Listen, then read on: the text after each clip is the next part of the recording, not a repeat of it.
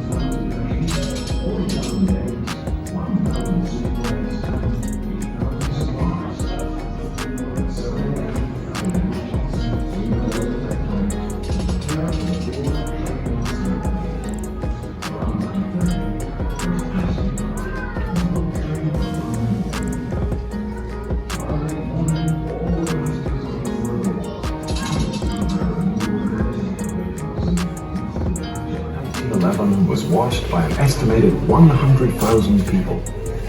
Almost a year of fitting out followed, transforming the massive hull into the sumptuously appointed liner described by the White Star Line as a queen of the ocean. By March 1912, Titanic was ready for her maiden voyage. For Belfast, the triumphant culmination of many years' planning and labour. Before she could be handed over, Titanic had to undergo sea trials. On the 2nd of April 1912, she carried out a series of maneuvers in open water under the watchful eye of Board of Trade Inspector Francis Carruthers. Then, at 8 p.m. that evening, she departed Belfast for Southampton. She was preceded by a considerable weight of expectation. At Southampton, the White Star Line had already constructed the massive deep-water ocean dock, covering almost 16 acres and dredged to a depth of 40 feet. England's premier passenger port was flourishing, with new shops, restaurants and businesses opening to service the growing passenger trade. And job opportunities on board ship and in the docks brought migrants from all over Britain and Ireland. Almost 400 of Titanic's crew lived in Southampton's northern district. A national coal strike had left several ships laid up in dock, and the prospect of a job on Titanic was a welcome relief for crewmen who managed to sign up. On April 5th, Titanic was dressed in her signal flags and pennants as a Good Friday tribute to the people of Southampton who had welcomed her. By April 10th, the ship had been fully provisioned, including 75,000 pounds of fresh meat, 40,000 eggs, 1,000 sweetbreads, and 8,000 cigars. At 7 a.m., Captain Edward John Smith came aboard the Titanic to prepare for the Board of Trade muster at 8. Around 9:30, the first passengers arrived on the boat train from London Waterloo. By late morning, all the passengers and crew were aboard, minus 2 firemen who were delayed in a public house and missed the departure. At noon on April 10th, bang on time and fully expecting to be in New York within a few days, the Titanic sounded her whistle and cast off her lines.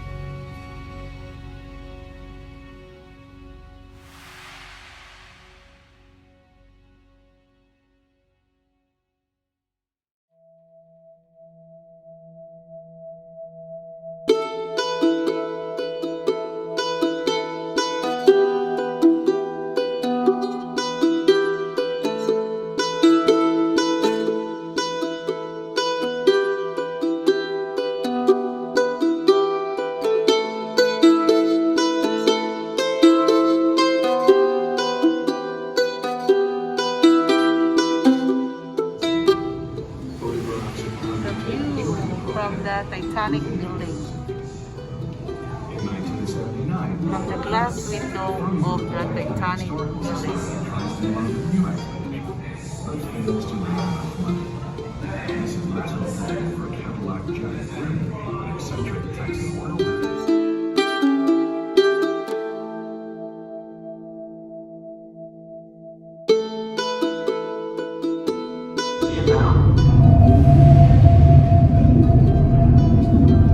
Oh my, that's it? It's the Titanic. Pretty incredible, right? That's the bow. We're looking at the bow. It's all still there. I can see the rails. Roger that. What's that hanging off the rails? It looks like icicles. Icicles of rust. Yeah. They're what Dr. Bob Ballard calls rusticles. Here we go. What are those? Capstans for winding ropes and cables. Let me rotate the ROV.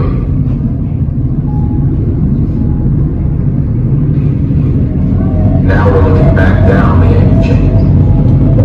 Unbelievable. It's pretty cool, huh?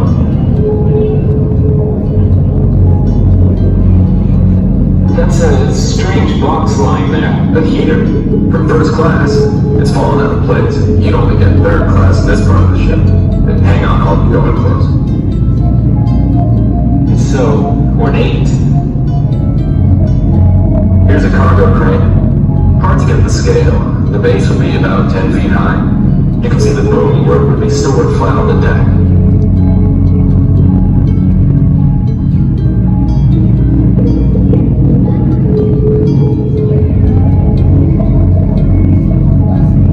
Something's fallen across that one. That's the foremast.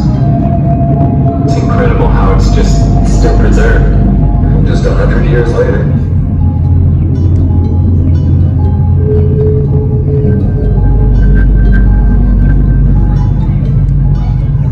Another hatch.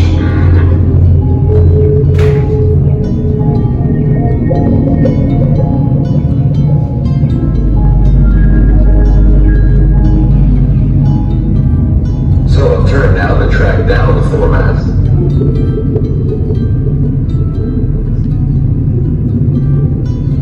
What's that hole? That's the entry to the crow's nest. Wow, that's where they saw the iceberg from. Is that what I think it is? Hang on, let me steady the ROV and I'll move in. Captain Edward Smith's private bathtub, with plumbing for fresh water and seawater, believe it or not.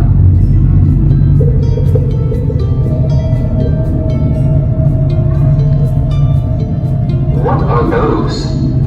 Memorial plaques. There are several of those in the hull now, and that's a telemotor. What's the telemotor for? It's part of the hydraulic system that connected the ship's wheel to the steering gear and the rudder. It's still shiny. Bronze and brass. They don't rust.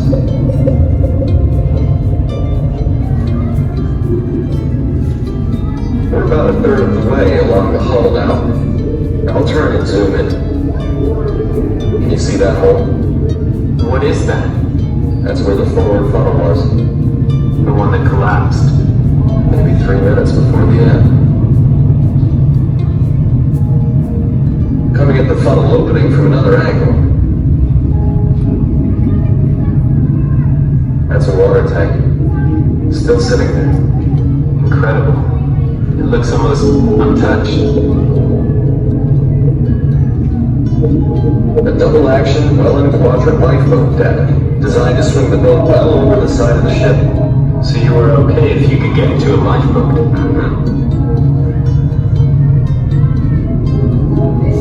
What is that? That's one of the ship's boilers. It is gigantic.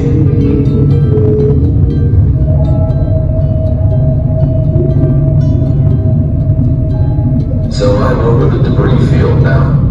This is on the side of the ship. Off the side, and here we're behind it. So much of it. It's huge. If you kind of plane down onto the ocean floor, leaving all this stuff behind. If you look carefully, you can see bottles lying there.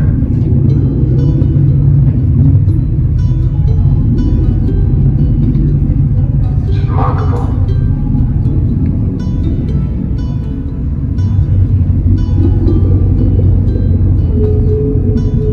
Oh my God. Shoes. Women. 2 different sizes. They could be a mother and daughter. Well, they came down together, that's for sure.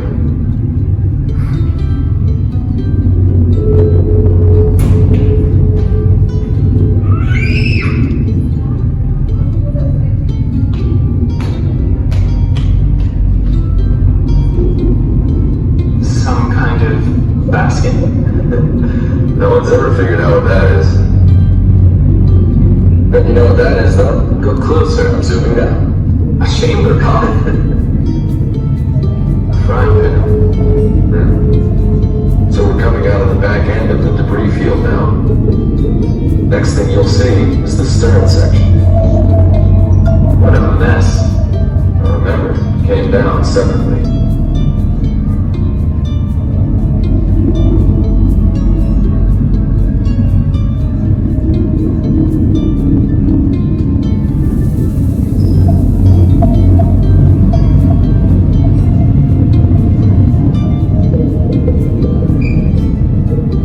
There's another memorial plaque between the 2 little capstans. We're right at the back of the ship. Even here, there's more of those rusticles all along it. The whole deck's covered in it.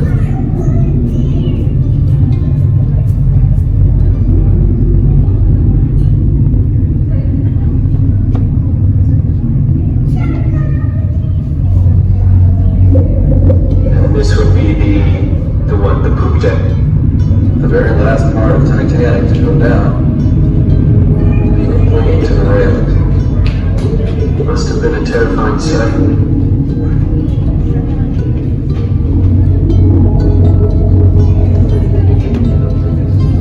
There you go.